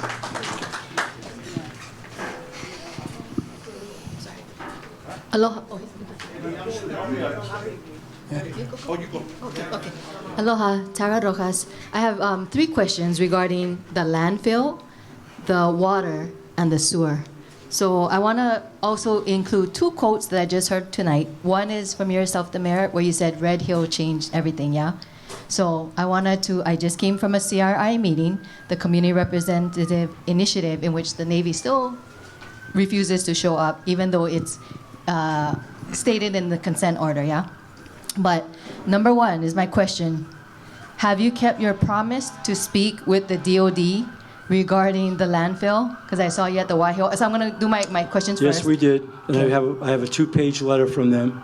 Okay. Yes, we did. So if you can report that. Number 2 would be, have the recognition, or thus the recognition of the Hawaiian Kingdom is imperative, again, regarding the military, because the only land that is not about the aquifer, again, is the military land in which they're already destroying and contaminating with their so-called, quote-unquote, readiness training. So I would love to hear, the 2-page report. Number 2,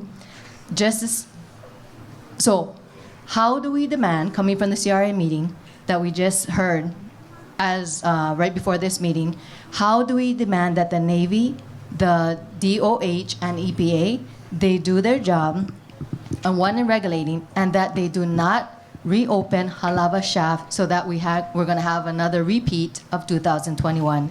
So again, how do we demand that the Navy do not reopen? Those are both federal and state, and I would tell you from the reports that I've had and the briefings I've had, there's no intention to reopen Halava Shaft. We just came from the meeting, so you have to read. Who was there that told you they were going to do the that? community representative Did CRA meeting. Did yeah. somebody say they were going to do that? So you have to listen to the whole meeting and hear the whole. And Mayor, there's Ernie right there. Mayor, just to clarify, I think I know what Tara's talking about.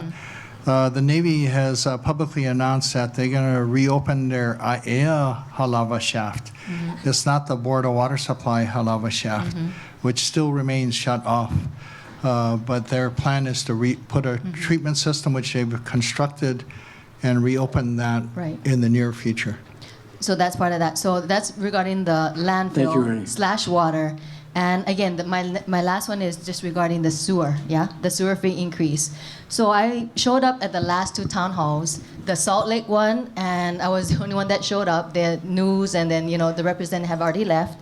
And then I showed up the Waihewa one, the last one, and I was the only one. I got to sit down one-on-one with Babcock, and there was only less than 50 people of the whole island in the town halls on an island of more than 1 million people. So my question to you all is, there was a stack of flyers that was meant to be handed out to the community, So my question was, I asked families outside that there were tons of family in the park after. We didn't realize they were all there, but I didn't realize. So I asked them, did you know about this sewer fee increase? They said no. So I sat and I've been thinking about it. I'm like, you know what? How come, this is my question, direct question, how come in the first place you didn't just include these flyers, whether colored or not, along with the sewer bill that we all received? Because one, the public outreach that you all had did not reach the public. So I don't know if that was by design on purpose or whatnot, but it should be included as something as simple into our sewer bills. That way the whole island knows about it. So that was the last one. And just to let you all know that there is time for you all to all get your voices heard if you're only hearing about it now for the first time. It's going to be presented again at City Council in the Budget Committee meeting, April 1st, next week, Tuesday at 9 a.m. So you just go online, Google City Council meeting, 9 a.m. Tuesday. You send in you want to do written and get the Zoom link. And then, just show up. That's going to be the second hearing. There's going to be one more hearing after that, 3 hearings. So we do have an opportunity to give our input, because as it is now, it's going to be starting July 1st, a 9% increase, followed by the next 5 years, 9%, then 8.765. There are 2 versions, suggested or proposed, and it's still kind of high where it's going to be 4%, then the next 8 years, 3%. So that's still too high. There's one more proposal. So again, we got to give our input, because if you're paying, for example, 110 right now, in 10 years, you're going to be paying like 248 or something like that. So it's over 100% increase, including inflation. So with Okay, that, thank you. with that one, I would say this last one is Director Thielen. You said. Yeah. So that the sense of place, like trying everything you can, to solve these problems. I was sitting there, it just came to me. The key to solving all these problems is really like what Makayo said, recognizing the kingdom. If everybody here was, the seats were Kanaka, there would be a change in this whole state, this whole island, because it is the Hawaiian Kingdom, again, to get Kanaka in the seats. I've let you ask Mahalo. enough questions. Okay, we're going to answer your questions, okay? First, Mike, I'll just hold off. Just so you know, on the sewer fees, along with Waimanalo Gouch and having to vacate, per coming in, these are things that we inherited. The city and county of Honolulu is under a federal consent decree that began in 2005, okay? And it was a 30-year thing. For the past administration, they never raised any sewer fees, they didn't do anything. We have 10 years left. We have to meet those financial commitments. We're looking at alternatives to try to mitigate the 9.9 that you just said. We know what the numbers are, but this is not an optional thing. It's not a capricious thing, and it's not anything we like doing, because everything I said earlier tonight about high cost of living, we're trying not to do that, and it permeates everything we're doing. But this is not something we're just doing randomly. A federal consent decree is serious stuff, and so that tab has to get paid. Yes, I understand that, and I looked online, but I'm just saying it's for the people, I know. but the people don't even know about it, because if only 50 people showed up, and again, if a consent decree by the federal is that important, how come the Navy didn't show up in the consent decree for them to show up for the CRI regarding the water?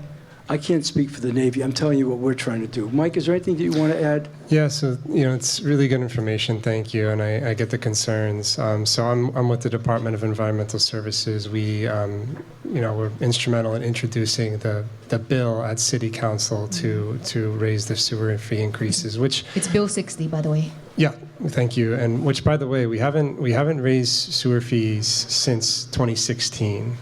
So just like everyone in this room, just like all of us on this stage, we've all had cost increases, right? But we've been, our number one thing, we don't like to raise sewer fees. It's hard, it's difficult. We don't like to put any more financial strain on anyone than we necessarily have to. So since 2016 to now, we've been tightening the purse strings, being really conservative with our spending, but it is time.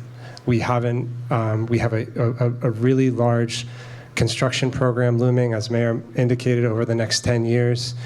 And a lot of this is to pay our 900 employees that we have, our 900 workers that we have in our department, including the workers at the Waianae plant and the Waianae Convenience Center.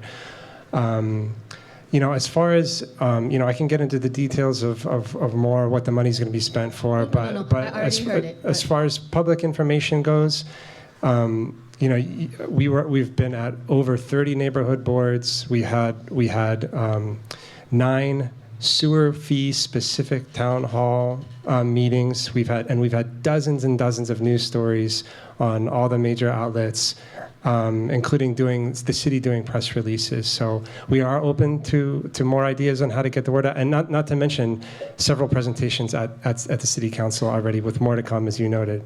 We're open to more suggestions on how to get the word out, but it's not for lack of effort to this point.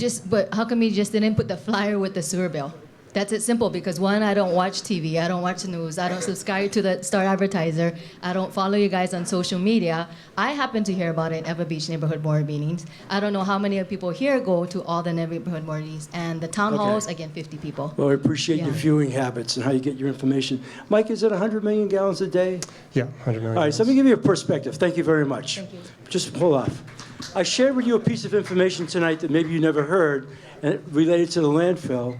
And I told you that we produce on island 1 million tons a year, which averages out to 2,000 pounds per person, 1 ton per person. That seems like a lot. Wastewater, the sewer, 100 million gallons a day. 100 million gallons a day. Think about that. Think about the complexity of that. Think about if your bathroom wasn't working and you couldn't flush the toilet, okay? Just think about that, and that's what we're trying to do, and we were behind the times, so we went into a federal consent decree. What happened, we're playing catch up. As Mike said, they hesitated raising sewer fees because politically it wasn't a good thing to do. We now have a clock ticking against us on something we have no options, and we're trying to find the most creative way to do it. But 100 million gallons a day, that's a very, very challenging task. Thank you. Enough. Thank you. Sir.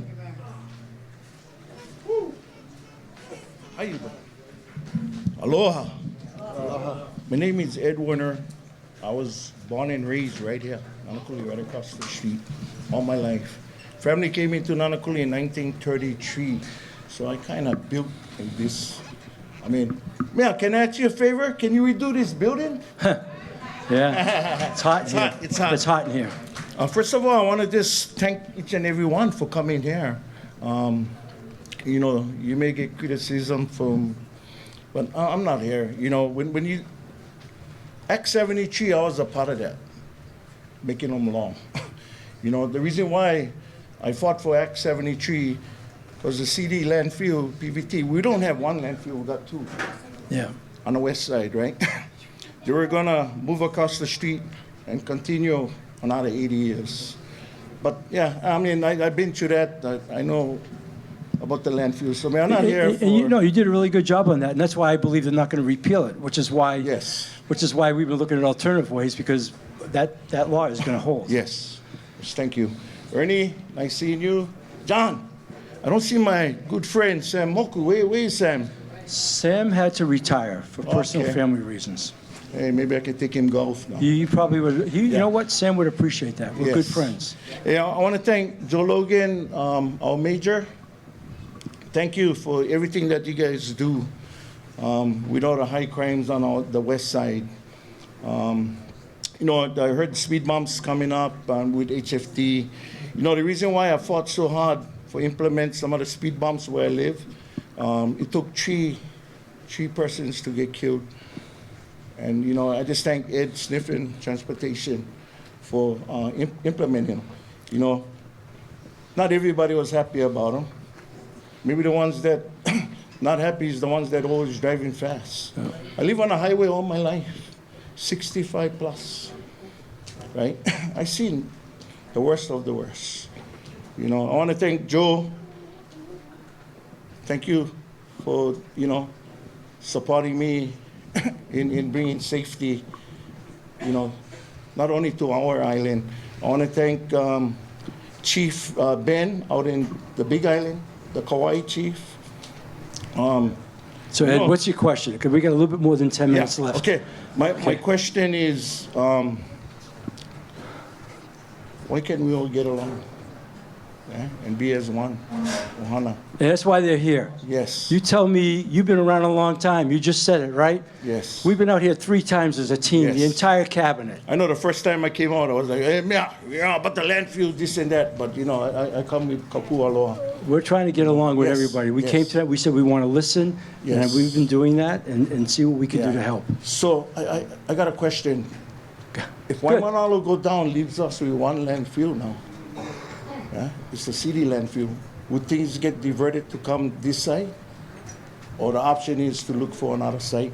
You know, I actually went to the Use Land Commission, man, and I testified myself on giving Waimanalo an extension. Because where they going? If we close them down now, there's nowhere. We're coming deeper into Nānākuli. That's the bottom line. Yeah. You know, when I fought the landfill, most of the guys here wasn't with me. I brought 10 guys. Then I brought 1,000. And that's how we got it done. Yep. One other one is implementing speed bumps. Like, you know, the first time I came here, I told you, hey, can you guys this is our Hawaiian. We were the biggest Hawaiian homestead in the world. West Side is the biggest Hawaiian in the entire road. You know, I brought that up, see if you guys could maintain our homestead roads. Because apparently DHHL, I don't know, you know, they tried, we implementing, but if you guys would be able to help, and you know how you guys maintain the city parks? You know, we feel like we left, you know, with the last results, you know, living on the homestead, you know, that's the reason why I say that, you know, you guys can work something out with DHHL and, you know, maintain our roadways. And please don't, I know HFD, and I see them on the news about the speed humps, you know. In my lifetime, I've seen HFD cut people out of the car and cover them with sheets. I live here all my life. I've seen a lot guys got covered up with sheets, including my own son. So yeah, I just want to thank you, Ed. The woman and the man in blue. What you guys do, it ain't easy. If people think it's easy, go apply. If people think it's easy for sit on this board, then apply. Yeah. Thank you, Ed. But, yeah. Thank you. Good to see you. Good to see you again. Thank you. Senator Favela.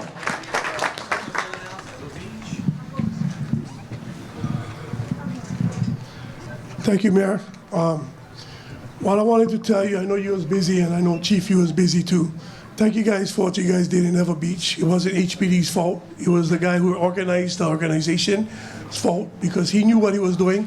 It wasn't a ride, it was a protest. And they did what they did, and they defiled authority because it was a protest. What I'd like to ask you, Mayor, going forward with Parks and Rec, I don't want our HPD officers doing any more SPOs. The city should stop SPOs from wherever they're going, from Ever Beach to Waianae, because it's not working. We're putting one target on our HPD back. And when you guys wondering why nobody like being a police officer, we get picking, rolling, picking in, working hard in the community, trying to make good with HPD. As soon as they see them out there in the beach, oh, you freaking guys, you're acting up with my family, kicking them out again. What happened? Who get blamed? Not Parks and Rec, HPD. But that's what I wanted. I'm not sure if you got my email, Chief, but that's what I want. I want HPD to stop doing the SPOs. Parks and Rec should hire Parks and Rec rangers. They should be doing the job, not HPD. HPD is to serve and protect. I see on the cars now with Aloha. By going over there to the beaches and our houseless families, that's not Aloha. We gotta do it with dignity, Mayor. And that's what we try to do and working with you guys, okay? That's one. Laura, I know you emailed me. I told the mayor, right, on your reappointment, that I was not going to come down, Mayor. I made you my promise. But I still never have Mahiko Park. Your answer to me and my community, that is the city's base yard, Mayor. Okay? You know what a base yard is? Google it. Doesn't mean you can go put 4 cans of rubbish with baggies and maggots and wind blowing to my park where the guys playing basketball, volleyball, and pickleball. How much of you guys like that in your guys' backyard? Raise your hand. Because she told me in an email, that's their property. That's their base yard. Google again, base yard. Base yard is for machines, fixing things, not for storage rubbish. Only under this administration, we have a landfill at Mahiko Park. And that's not fair to us, Mayor. I still never get a correct answer yet. I don't know why she doesn't answer me directly. That's why I go to you and go to Mike Forby and go everybody else, because she refused to take my calls, like I told you. She refused all of this. When I called her by accident on her personal phone, she told me not to call her anymore, okay?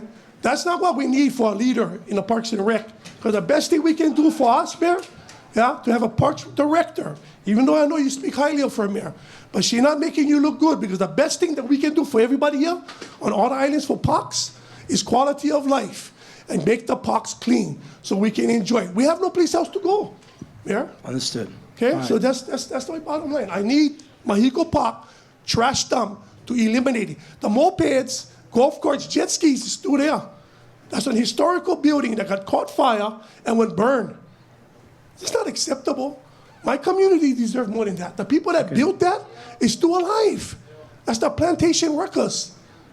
So I wrote numerous of times there, and I know Mike Forby did a great job, but her answer to me is not acceptable to the Ever Beach community. Appreciate it. Thank you. Thank you, Senator. All right, we have time for 1 or 2 more questions, okay?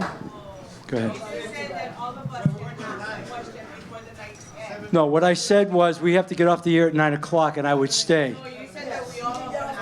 Yeah, but I'm talking about the television part. I'm talking about the television part. Yes. That's what I'm talking about, okay? Go ahead. Aloha, Kalei Salcedo. First of all, I'd like to thank Major Backley and Chief Logan, because when so much things, shooting, killing, was happening on our west side, Chief Logan made that call, and we had extra help on our side to divert bad behaviors. And that had saved some lives that I know. Maybe not all of you guys would agree, but I'm telling you folks, and you folks are talking about homeless, okay? Homeless encampment. If they do not want the help, why are you folks gonna still go up there and do more gentrification? You're talking about 1,000,000 gallons of sewage. Then why would the city and state continue building in our moku? Why are you folks continue building? If they do not want the help, then why are you going to keep turn around and continue building? Low income, it's not low, or for the houseless, the homeless, if they do not want the help. That is not an emergency. In fact, you're the mayor. Mayor, I challenge you to see your governor and tell him emergency proclamation is not homeless. Emergency proclamation is got to do with natural disasters. Natural disasters, okay? Maui, we got Hawaiian local people, plantation workers. They still don't have a home. Yeah. You should be focusing on them instead of those people on the beach that do not want the help because they cannot do their bad behavior. So I'm grateful with a lot of you folks. I've dealt with a lot of you folks here. But, you know, Waianae, aloha doesn't mean resilient, okay? We had enough of our share. Enough is enough. Stop pushing them our side. That's all I'm saying, Mayor. Okay. I challenge you to talk to the governor. I will. Emergency proclamation. This is not a natural disaster. Homeless is not a disaster, 20 plus years. But thanks to HPD, Chief Logan, you're doing a well job. And a lot of your officials know I work with you guys on a personal level. And Mayor, you know I talk to your team. And some of your team, I don't talk to them because they are not worth it, giving my time to. Okay. I'm not, you know what? Okay. Thank you. But I thank you. Thank you. Good evening. Thank you for showing up. I want to thank all our people here for showing up. Kanaka, non-Kanaka. Yeah? Because for whatever reason you came, you guys have a heart. 1839, 1840, our kingdom constitution was made. I'm going to need a quick question. I'm sorry. I have two questions. We're I'm going to be just going going to make a off the statement. TV. I want you to get your question in. Okay? Okay. We have a right to safe travel under our kingdom constitution. Our people are still here. There is no treaty of annexation with President McKinley and our Queen Liliuokalani. We stand as for our people to stand as a whole. And I want every one of you, every single one of you that's here this evening, to respect and honor our people. We have a right to safe travel. We're not bothering anyone when we're traveling.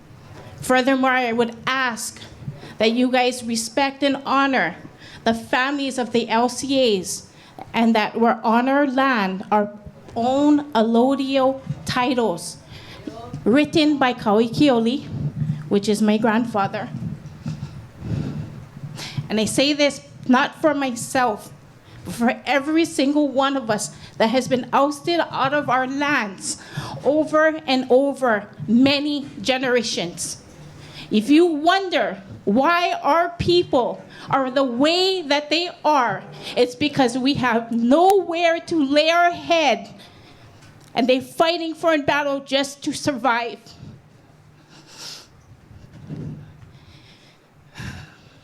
Yes.